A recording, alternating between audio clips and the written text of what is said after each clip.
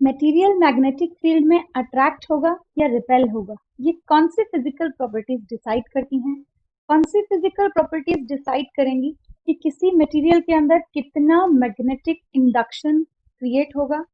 कैसे पता चलेगा कि बी फील्ड और एच फील्ड दोनों मैग्नेटिक फील्ड कहलाते हैं, लेकिन दोनों में डिफरेंस क्या होता है?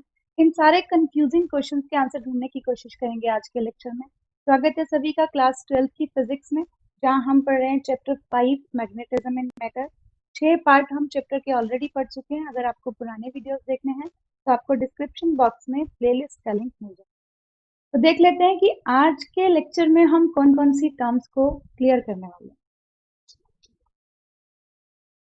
सबसे पहले पढ़ेंगे मैग्नेटिक इंटेंसिटी और मैग्नेटिक फील्ड, और इन दोनों में क्या फर्क होता है, ये दोनों बातें हम क्लियर करेंगे। मैग्नेटिक इंटेंसिटी एच फील्ड को बोलते हैं, मैग्नेटिक फील्ड सभी को पता है बी। परमेबिलिटी क्या होती है, इंटेंसिटी ऑफ मैग्नेटाइजेशन क्या है, और ससेप्टेबिलिटी क्या है। इन सारी टर्म्स का कंफ्यूजन जो है वो क्लियर करने की कोशिश करेंगे। ओके, स्टार्ट करते हैं सर। सबसे पहले मैग्नेटिक इंटेंसिटी से।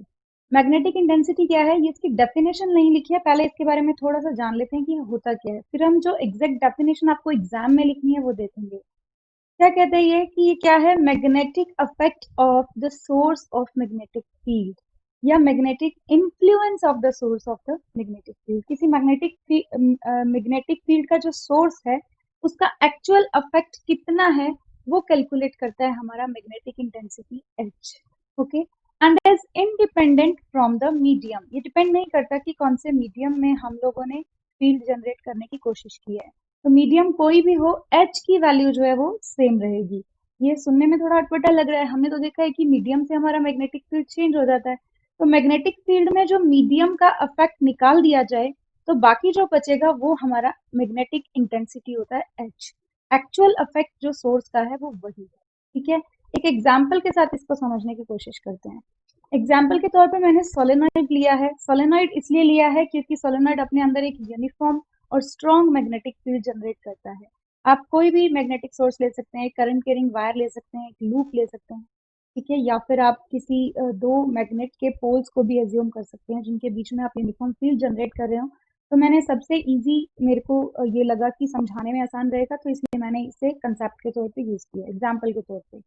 तो आप देखेंगे कि सोलेनॉइड में जब हम करंट फ्लो कराते हैं तो इसके अंदर एक यूनिफॉर्म फील्ड जनरेट होता है, और फील्ड की वैल्यू हम क्या लिखते थे, B is equal to mu n I, where mu is permeability of medium inside the solenoid, small n is number of turns per unit length, and I is the current flowing. अब इसमें से अगर medium का effect निकाल दिया जाए और सिर्फ Ni फैक्टर की बात करें तो ये Ni फैक्टर जो है हमारा वो क्या है, H, मैग्नेटिक इंटेंसिटी। इसका मतलब अगर हम सोलेनॉइड में टोटल करंट देखें पर यूनिट लेंथ पर कितनी फ्लो हो रही है तो वो उसकी मैग्नेटिक इंटेंसिटी होगी, और वो चाहे हम सोलेनॉइड को वैक्यूम में ले जाएं या किसी मीडियम में रख दें या उसके अंदर कोई कोर डाल दें, एच की वैल्यू जो है वो सेम रहेगी, लेकिन एक्चुअल मैग्नेटिक फील्ड की वैल्यू जो है वो बी की वैल्यू जो है वो चेंज होगी। सो क्या कहते हैं, its magnitude is measured by the number of ampere turns flowing round unit length of a solenoid. Solenoid के राउंड यूनिट लेंथ के अंदर टोटल नंबर ऑफ टर्न्स में जो करंट फ्लो हो रहा है उसको हम बोलते हैं H, required to produce that magnetic field. H is equal to small n into I, where small n is the number of turns per unit length and I is current. आगे देखते हैं इसकी यूनिट क्या होती है, ampere per metre. कहाँ से है यूनिट, अगर हम n को लिखें number of turns upon length, this is number of turns per unit length, और यहाँ पे लिखें I, तो I की यूनिट एम्पियर, लेंथ की unit metre, that is ampere per metre. Okay, इसकी और भी यूनिट्स होती हैं, आप उनको देख सकते हैं। ऐसा यूनिट्स जब फ्लक्स की टर्म्स में लिखेंगे या बी फील्ड की टर्म्स में लिखेंगे तो डिफरेंट डिफरेंट। आगे देखते हैं, magnetic field strength is the part of the magnetic field in a material that arises from an external current. अब एक्चुअल डेफिनेशन आपकी ये बनती है, एक्सटर्नल करंट की जगह पे आप एक्सटर्नल सोर्स भी लिख सकते हैं।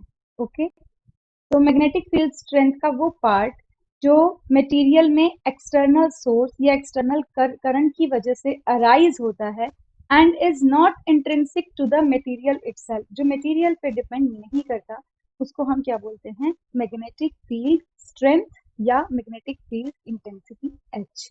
मैग्नेटिक फील्ड इंटेंसिटी के अलग अलग नेम है, मैग्नेटिक फील्ड स्ट्रेंथ। इसको मैग्नेटिक फील्ड बोलेंगे तो आपको स्पेसिफाई करना पड़ेगा कि आप एच फील्ड की बात कर रहे हैं। जनरली हम मैग्नेटिक फील्ड बी को बोलते हैं, ठीक है। मैग्नेटाइजिंग फील्ड, मैग्नेटाइजिंग फील्ड इसलिए बोलते हैं कि मटेरियल को मैग्नेटाइज करने के लिए जो फील्ड हम यूज कर रहे हैं वो कौन सा फील्ड है, एच फील्ड। आगे जब बाकी की टर्म्स आप पढ़ेंगे, इंटेंसिटी ऑफ मैग्नेटाइजेशन और मैग्नेटिक फील्ड वाली टर्म्स, तो आपको इस मैग्नेटाइजिंग फील्ड का मतलब अच्छे से समझ में आएगा। ओके, अब बुक्स में जो डेफिनेशन दी जाती है वो इन दो फॉर्मूला से दी होती है, H is equal to B not upon mu naught and H is equal to B upon mu not minus I. B क्या है हमारा फील्ड, म्यू क्या है हमारा परमिएबिलिटी और आई क्या है हमारा इंटेंसिटी ऑफ मैग्नेटाइजेशन। इनके मीनिंग हम आगे फर्दर समझते जाएंगे, ये सारी टर्म्स एक दूसरे से रिलेटेड होती है। अभी देख लेते हैं कि अगर आपको एच की डेफिनेशन मैथमेटिकली लिखनी है तो आप क्या लिखेंगे, it is the ratio of the magnetic field to the permeability, okay, या it is the ratio of the magnetic field generated या induced in vacuum to the permeability of the vacuum। तो b upon mu से भी दे सकते हैं, b not upon mu not से भी दे सकते हैं, और यहाँ से भी दे सकते हैं कि h can be defined as b upon mu not minus I. ये फॉर्मूलाज कहाँ से आए, आगे की स्लाइड्स में आपको पता चल जाए। ओके, आई होप आपको h का मीनिंग समझ में आ गया है कि h जो है वो b एक्चुअल मैग्नेटिक फील्ड में से मटेरियल का इफेक्ट निकाला जाए, या ये कहा जाए कि सोर्स का जो एक्चुअल इफेक्ट होता है मैग्नेटिक फील्ड के अंदर उसको हम बोलते हैं मैग्नेटिक इंटेंसिटी या magnetic field strength H. Okay, आगे चलते हैं। इंटेंसिटी ऑफ मैग्नेटाइजेशन, इसको हम आई से लिखते हैं। आई से हम करंट भी लिख रहे होते हैं मैग्नेटिक के फॉर्मूलाज में, जैसे मैग्नेटिक डायपोल मोमेंट में या सोलेनॉइड के मैग्नेटिक फील्ड में, तो आप कंफ्यूज ना हो। इसीलिए कुछ बुक्स में इसको कैपिटल एम भी लिखा जाता है, कुछ बुक्स में इसको आई भी लिखा जाता है। अभी यहाँ पे मैंने आई से लिखा है इसे, तो देखते हैं क्या है। सपोज ये कोई मटेरियल है, सोलेनॉइड के अंदर हम इस मटेरियल को रखेंगे, तो इसको मटेरियल हम एज्यूम कर लेते हैं और ये वायर्स एज्यूम कर लेते हैं सोलेनॉइड की मेरी फिंगर्स से। ओके, सो अब जब तक ये मटेरियल सोलेनॉइड के अंदर नहीं रखा है, इसमें कोई मैग्नेटिक फील्ड नहीं है। क्यों नहीं है, क्योंकि इसके अंदर जितने भी इलेक्ट्रॉन्स हैं सबका मैग्नेटिक मोमेंट रेंडमली किसी न किसी डायरेक्शन में अलाइंड है। वो सारी की सारी डायरेक्शन एक दूसरे को क्या कर रही हैं, कैंसल आउट कर रही हैं। हजारों की संख्या में एटम्स होते हैं, हजारों की संख्या में इलेक्ट्रॉन्स होते हैं उसके अंदर, मटेरियल के अंदर, तो सारे के सारे अपना अपना मैग्नेटिक मोमेंट दूसरे इलेक्ट्रॉन के मैग्नेटिक मोमेंट से कैंसल आउट कर देते हैं। तो नेट मैग्नेटिक मोमेंट किसी मटेरियल में जब तक हमने उसे मैग्नेटिक फील्ड में नहीं रखा तब तक क्या रहेगा, जीरो रहेगा। ओके, अब अगर एज्यूम कर लें कि ये मटेरियल हमारा फेरोमैग्नेटिक मटेरियल है और मैग्नेटिक फील्ड में रखने पर इसमें मैग्नेटिक इंटेंसिटी जो अफेक्ट डालेगी, तो इसके इलेक्ट्रॉन्स जो है वो मैग्नेटिक फील्ड की, एक्सटर्नल मैग्नेटिक फील्ड की डायरेक्शन में अलाइन होना स्टार्ट हो जाएगा। ओके, सो क्या किया, अभी सेकंड फिगर में मैंने क्या किया, ये हमारा सोलेनॉइड है, सोलेनॉइड के अंदर फील्ड जनरेट हो रहा है, यूनिफॉर्म फील्ड, और मैंने इस मटेरियल को सोलेनॉइड के अंदर डाल दिया। जैसे ही हम डालेंगे तो करंट की वजह से जो एक्सटर्नल एच हमारा जनरेट हो रहा था वो एच इसके ऊपर क्या करेगा, अफेक्ट डालेगा। अफेक्ट डालेगा तो इसके अंदर जितने भी इलेक्ट्रॉन्स हैं जो रेंडमली अलाइंड हैं, उनमें से कुछ इलेक्ट्रॉन ये मैग्नेटिक फील्ड की डायरेक्शन में अलाइन होने की कोशिश करेंगे। तो जितना ज्यादा बाहर सोलेनॉइड का फील्ड स्ट्रॉन्ग होगा, इस मटेरियल के अंदर इलेक्ट्रॉन्स भी उतने ही ज्यादा नंबर में फील्ड की डायरेक्शन में अलाइन होने स्टार्ट हो जाएंगे। ओके, तो फील्ड की डायरेक्शन में एक हमारे पास रिजल्टेंट मैग्नेटिक मोमेंट जो जीरो आ रहा था वो जीरो नहीं रहेगा, कुछ magnetic moment, resultant magnetic dipole moment generate होगा। अब इंटेंसिटी ऑफ मैग्नेटाइजेशन कैसे लिखेंगे, द मैग्नेटिक मोमेंट डेवलप पर unit volume when a material placed in external magnetic field, the I is equal to m upon v। जब भी किसी material को external H के इन्फ्लुएंस में रखेंगे तो उसमें रिजल्टेंट मैग्नेटिक मोमेंट पर यूनिट वॉल्यूम में जितना जनरेट होगा उसी को बोलते हैं हम इंटेंसिटी ऑफ मैग्नेटाइजेशन। मैग्नेटाइजेशन हो रहा है मटेरियल का, अब उस मैग्नेटाइजेशन की इंटेंसिटी कितनी ज्यादा है, वो कितना पावरफुल है, यानी कितने इलेक्ट्रॉन्स अलाइन हो चुके हैं, उसी को हम बोलते हैं intensity of magnetization. Okay, I hope ये दूसरी टर्म आपको अच्छे से समझ में आ गई है। दो टर्म्स हम पढ़ चुके हैं। एच क्या था हमारा? Influence of the source, source जितना मैग्नेटिक इंटेंसिटी जनरेट कर रहा है। और आई क्या है हमारा? कि मटेरियल के अंदर कितना magnetic movement per unit volume H के इन्फ्लुएंस में जनरेट हो। Okay, in vacuum I is equal to zero. Vacuum में तो अब मटेरियल ही नहीं है, मटेरियल नहीं है तो एटम्स नहीं है, एटम्स नहीं है तो वही मैग्नेटिक इंटेंसिटी, मैग्नेटिक मूवमेंट जो है वो जनरेट ही नहीं होगा, तो इंटेंसिटी ऑफ मैग्नेटाइजेशन कोई टर्म बचेगी ही नहीं। सो आई इज इक्वल टू जीरो। अगर हम सोलेनोइड को वैक्यूम में ले जाएंगे, तो वैक्यूम में जो सोलेनोइड के अंदर कोई मटेरियल नहीं है, तो वहां पे इंटेंसिटी ऑफ मैग्नेटाइजेशन हम क्या बोलेंगे? जीरो है।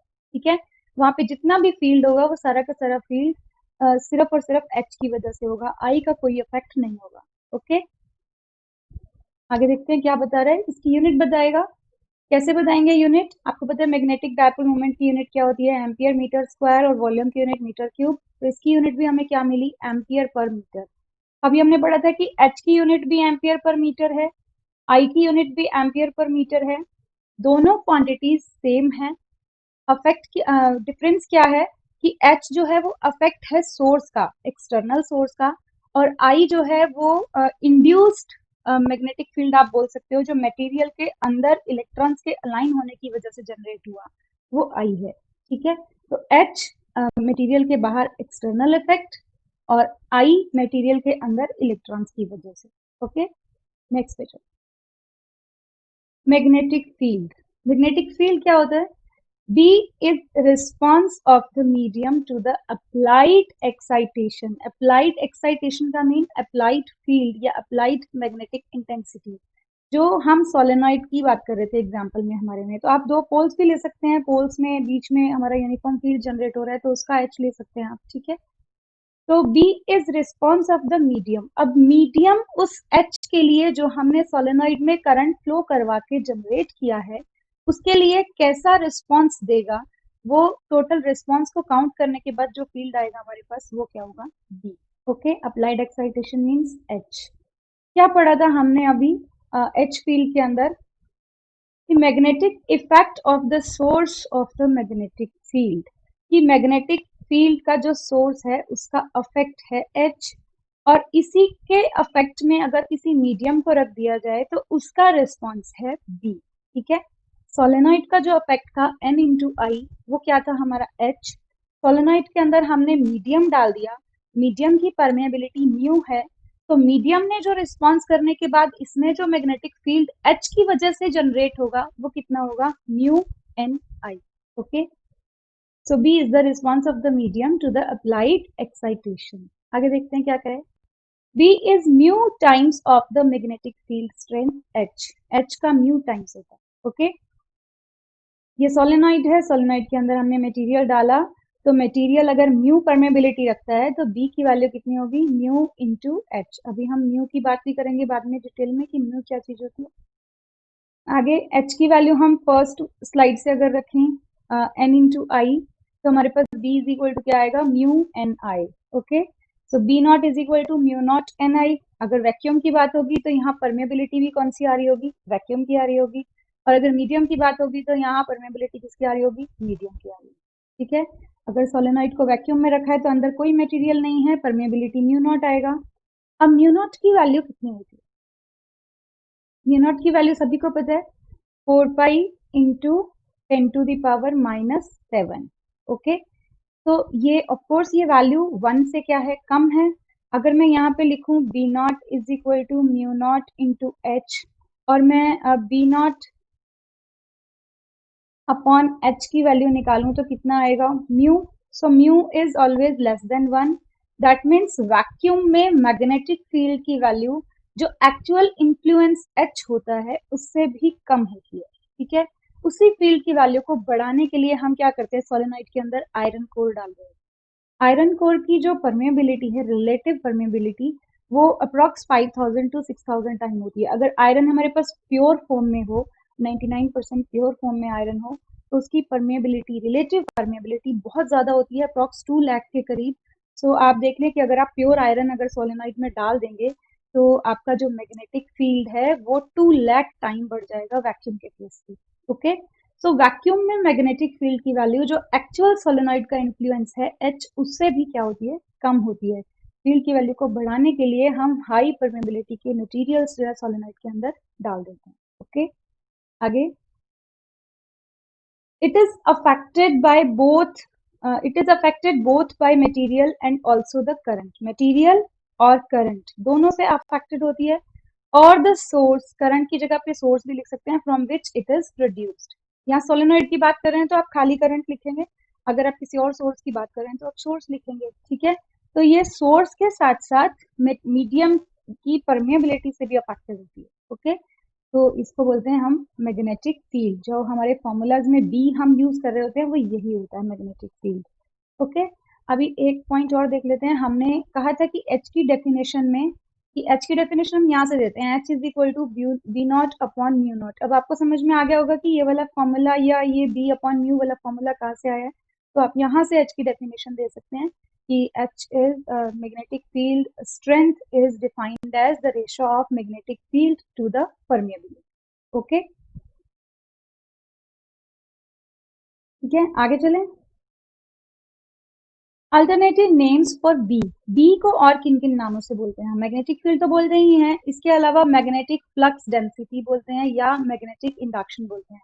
मैग्नेटिक इंडक्शन तो आपको समझ में आ रहा है क्यों बोलते हैं, कि हमने मटेरियल को इन्फ्लुएंस में रखा मैग्नेटिक इन्फ्लुएंस के अंदर, तो उसमें कितना एक्चुअल मैग्नेटिक फील्ड आया इंड्यूस इंडक्शन होने के बाद, इलेक्ट्रॉन्स के अलाइन होने के बाद, तो हम उसको बोलते हैं मैग्नेटिक इंडक्शन, इसलिए हमने इसको नाम दिया हुआ है, ठीक है।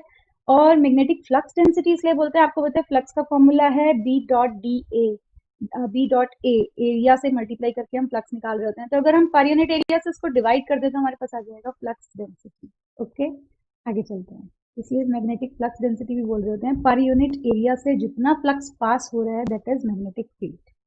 ओके, आगे देखते हैं। मैग्नेटिक फील्ड को समझने के लिए कुछ थोड़ा सा पार्ट और, ये सोलेनॉइड है, थोड़ा डायग्रामेटिकली वही सारी चीजें। ये हमने इसके अंदर मटेरियल, ये जो बाहर सिलेंडर है ये मटेरियल हम इसके अंदर डालेंगे, ठीक है, कोर में इंसर्ट करेंगे। तो ये जो हमारे इलेक्ट्रॉन्स हैं ये अलाइन होंगे इस एक्सटर्नल फील्ड के अफेक्ट में, ठीक है।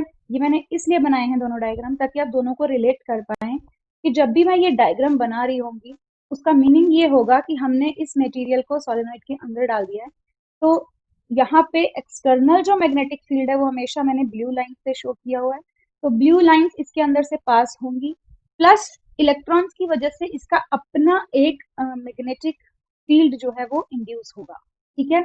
सो इस मटेरियल में दो फील्ड पास करेगी, कौन से?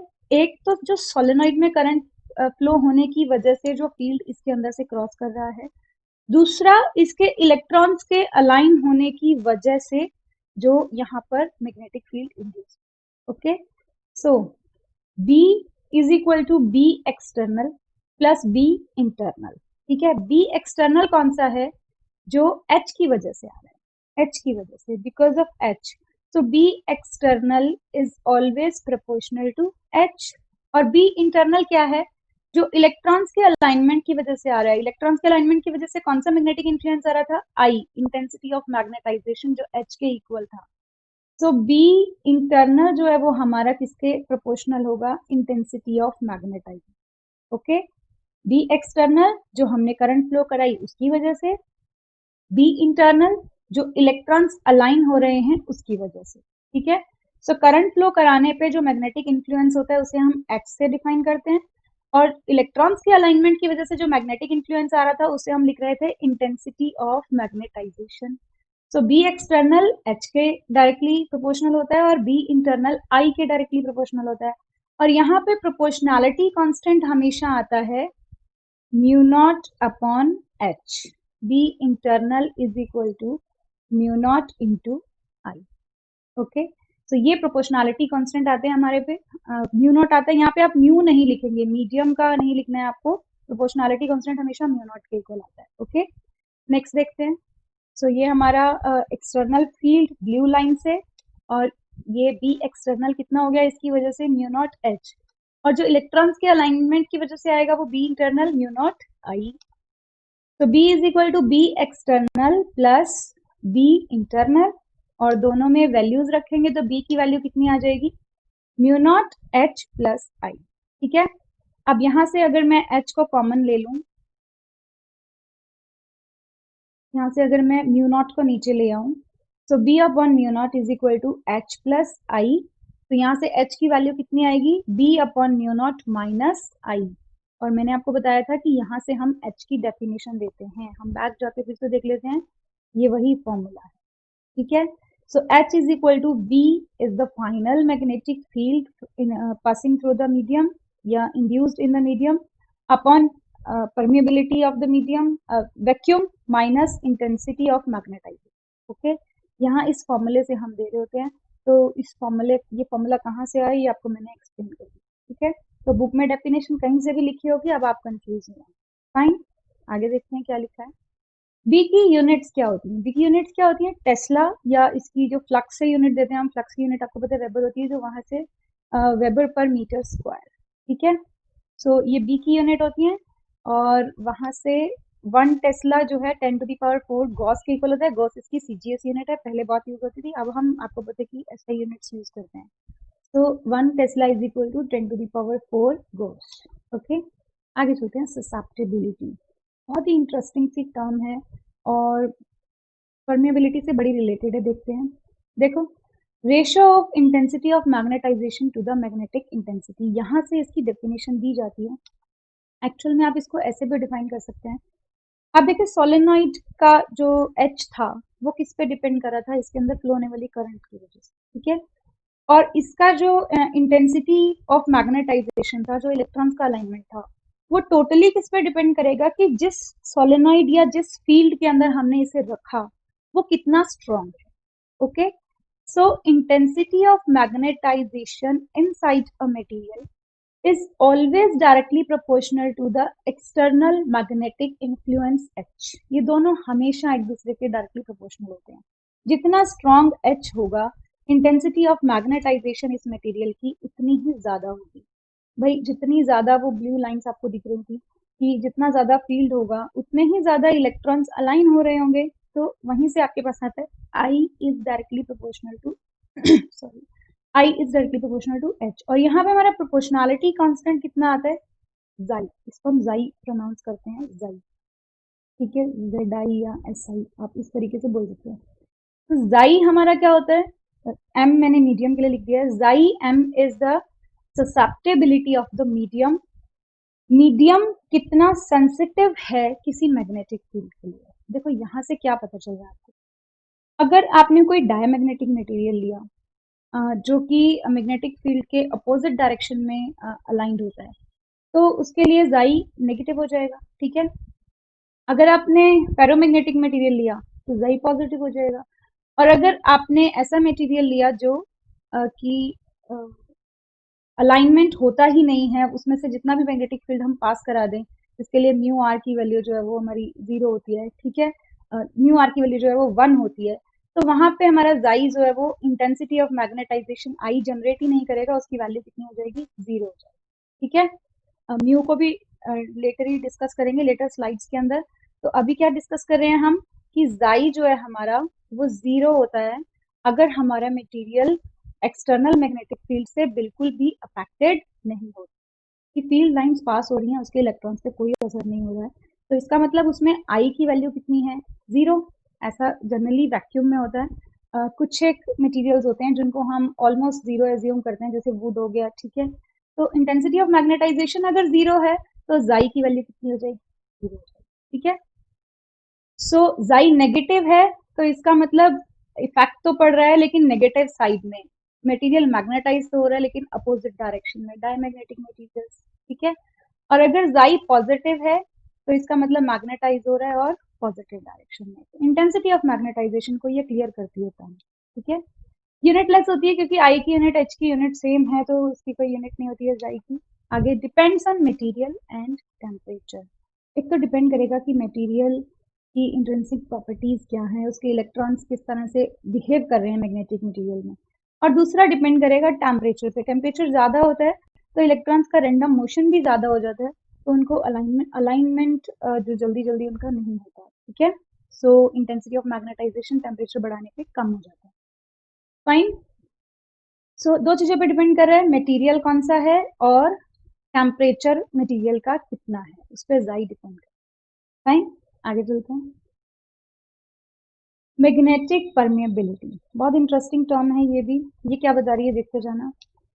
A quantity measuring the influence of a substance on the magnetic flux in the region it occupies। ठीक है, किसी सब्सटेंस के ऊपर मैग्नेटिक फ्लक्स का क्या इन्फ्लुएंस होगा, क्या अफेक्ट होगा, उसे किस क्वांटिटी से मेजर करते हैं, मैग्नेटिक परमेबिलिटी म्यू से मेजर करते हैं। ठीक है, तो mu is equal to B upon H. यहीं से हम एच की डेफिनेशन दे रहे होते हैं, यहीं से हम म्यू की डेफिनेशन दे रहे हैं कि एच के इन्फ्लुएंस में कितना बी जनरेट होगा, उन दोनों के रेशो से हम बताएंगे कि मैग्नेटिक परमेबिलिटी मटेरियल की कितनी है। ओके, आगे म्यू नॉट, अगर हमें उसकी वैक्यूम की परमेबिलिटी देखनी है तो वैक्यूम में मैग्नेटिक फील्ड और फिर एच लेंगे। एच तो वैक्यूम और मीडियम दोनों में सेम रहता है, वो तो सोर्स का एक्चुअल इन्फ्लुएंस है, तो हम लोगों को एच के साथ नोट नहीं लगाना है। ठीक है, so mu not is equal to B not upon H या mu is equal to B upon H, दोनों की फॉर्मूला से आप इसकी डेफिनेशन दे सकते हो। आगे, from the definition of magnetic induction, magnetic induction की डेफिनेशन देख लेते हैं, हमें क्या बता रही थी। ये देखो यहाँ पे क्या बता रही थी, B is equal to mu not H plus I. यही हमारा मैग्नेटिक इंडक्शन है, यही हमारा मैग्नेटिक फील्ड होता है। ठीक है, तो यहाँ से अगर हम B अपॉन एच कैलकुलेट करने की कोशिश करें तो इन दोनों में से हम एच को क्या करेंगे, कॉमन लेंगे। एच को कॉमन लेंगे तो यहाँ पे क्या आएगा, mu not H one plus I upon H. ठीक है, अब इस एच को अगर हम बी की तरफ नीचे ले आए, बी के अपॉन में, तो हमारे पास जो फॉर्मूला बनेगा वही वहां पे लिखा हुआ। ठीक है, तो देख लेते हैं क्या लिखा है। क्या कह रहा है ये, B upon H is equal to mu naught one plus I upon H. ये हमने कहाँ से लिखा, from the definition of magnetic induction. आप अगर परमेबिलिटी आपको डिटेल में समझाना है एग्जाम में, तो आप जो दो स्टेप्स मैंने पीछे वाली स्लाइड्स में लिखे हुए हैं वो इसके साथ लिख सकते हैं। ठीक है, आगे देखते हैं, B upon H is equal to mu naught one plus chi. अब जाई, हम भी अभी अभी हमने यहाँ देखा था कि आई अपॉन एच को हम क्या बोलते हैं, ससेप्टेबिलिटी जाई, तो हम वो हमने पुट कर दिया। आगे देखते हैं, B upon H, B upon H क्या होता है हमारा, permeability of medium, mu is equal to mu naught one plus chi. आगे यहां से म्यू नॉट अपॉन में लाएंगे तो mu upon mu not is equal to one plus chi and mu r, mu is equal to mu naught into mu r. The permeability of the material is the multiplication of permeability of vacuum and the relative permeability of the material.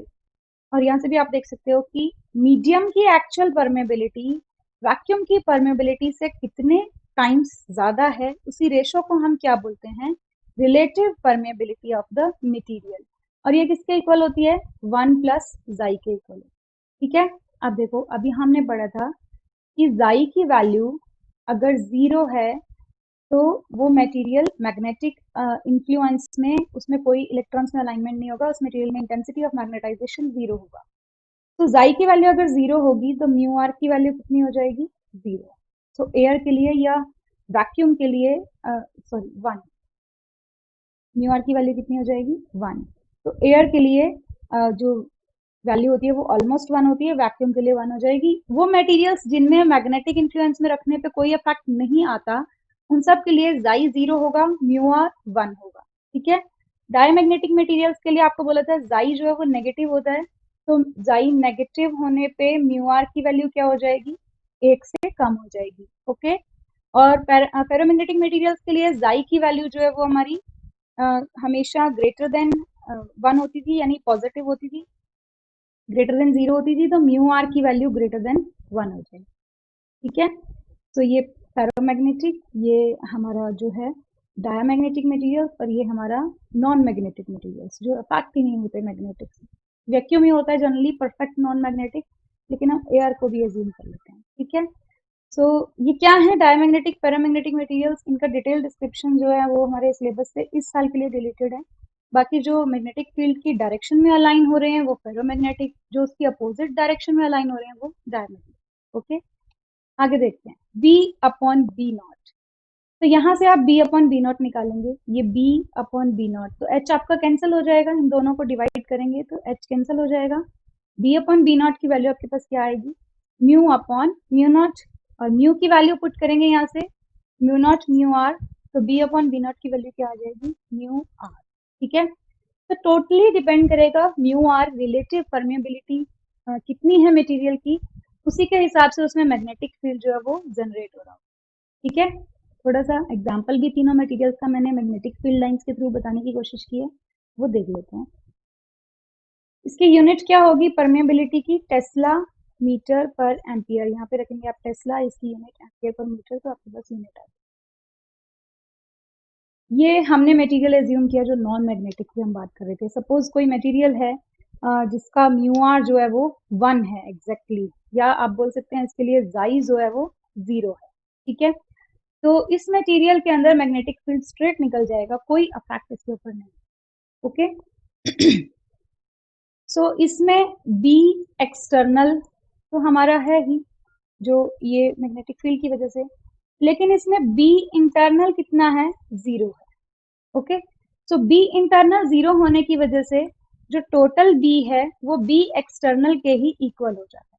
जैसे vacuum की बात करें तो अगर B not हमारा external field है, तो वहां पे कोई भी वैक्यूम सोलेनॉइड के अंदर अगर है तो वहां पे बी नॉट ही रहेगा सब जगह, जो एक्चुअल इन्फ्लुएंस है एच, उसकी वजह से जो फील्ड जनरेट हो रहा है बी नॉट, वही बी नॉट रहेगा सब जगह पर, उस पर कोई इफेक्ट नहीं आएगा।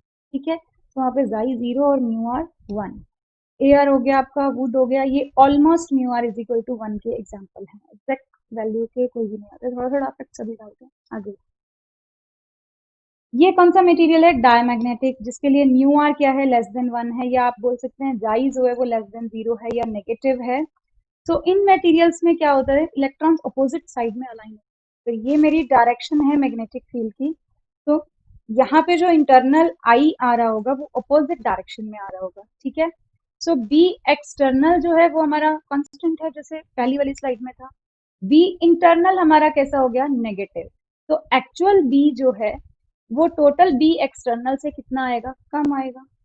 ठीक है, तो पहले क्या आ रहा था, बी एक्सटर्नल जितना था उतना ही मटेरियल के अंदर था, लेकिन अब मटेरियल के अंदर टोटल बी की वैल्यू जो होगी वो बी एक्सटर्नल से क्या होगी कम होगी। ओके, आगे देखते हैं, ये हमारे फेरोमैग्नेटिक मटेरियल्स, ये सबसे ज्यादा फेवरेट होते हैं बच्चों के, मैग्नेट के साथ चिपक जाते हैं इसलिए। तो यहाँ पे देखो ये फील्ड लाइंस जो है इसकी तरफ अट्रैक्ट होंगी, अट्रैक्ट कैसे होंगी, म्यू आर ग्रेटर देन 1 है, जाई जो है वो ग्रेटर देन 0 है, पॉजिटिव है, तो आयरन स्टील इसके एग्जांपल हैं। तो बी की जो वैल्यू है वो B external plus B internal है। बी एक्सटर्नल तो हमारे पास है ही है, जो इसके अंदर से क्रॉस कर रहा है, प्लस इसमें बहुत सारे इलेक्ट्रॉन्स फटाफट एक्सटर्नल फील्ड मिलते ही अलाइंड हो जाते हैं, तो इसमें इंटेंसिटी ऑफ मैग्नेटाइजेशन जनरेट होता है, तो बी इंटरनल भी क्या हो जाता है, पॉजिटिव वैल्यू गेन करता है। तो बी की वैल्यू बी एक्सटर्नल से बहुत ज्यादा। ओके, तो ये थे हमारे तीनों तरह के मटेरियल। तो हमने क्या क्या पढ़ा आज, हमने पढ़ा एच क्या होता है, अफेक्ट होता है सोर्स का, और वी क्या होता है, सोर्स के अफेक्ट के साथ अगर मीडियम को मिला दिया जाए तो वो बन जाता है हमारा बी, और यही बी दो चीजों से मिलकर बनता है, बी एक्सटर्नल जो अफेक्ट है एच का, और बी इंटरनल जो कि आपको पता है मीडियम की प्रॉपर्टी आई की वजह से आ रहा है। तो इन दोनों को या तो हम B external plus B internal से प्लस कर दें, या फिर हम B is equal to mu into H से देख लें डायरेक्टली, तो दोनों से हमें वैल्यू जो है सेम मिलती है। साई जो है हमारी ससेप्टेबिलिटी है, म्यू जो है हमारा परमेबिलिटी है, और म्यू आर है हमारी रिलेटिव परमेबिलिटी। सारी छोटी छोटी टर्म्स हमने बड़ी डिटेल में डायग्राम्स के साथ डिस्कस करने की कोशिश की है, सोलेनॉइड का एग्जाम्पल भी लिया हमने। ठीक है, आई होप आपको सारी टर्म्स जो है वो अच्छे से समझ में आए। अगले लेक्चर में हम कुछ प्रैक्टिस क्वेश्चन करेंगे चैप्टर से रिलेटेड। क्वेश्चंस की प्रैक्टिस नहीं करेंगे तो आप एग्जाम्स में न्यूमेरिकल नहीं कर पाएंगे, तो न्यूमेरिकल से रिलेटेड थ्योरी लेक्चर्स मैंने सारे कंप्लीट कर दिए हैं, उसी में से आपको अपना जो है ध्यान से क्वेश्चंस अटेम्प्ट करने हैं। ठीक है, तो तब तक के लिए thank you, have a nice day.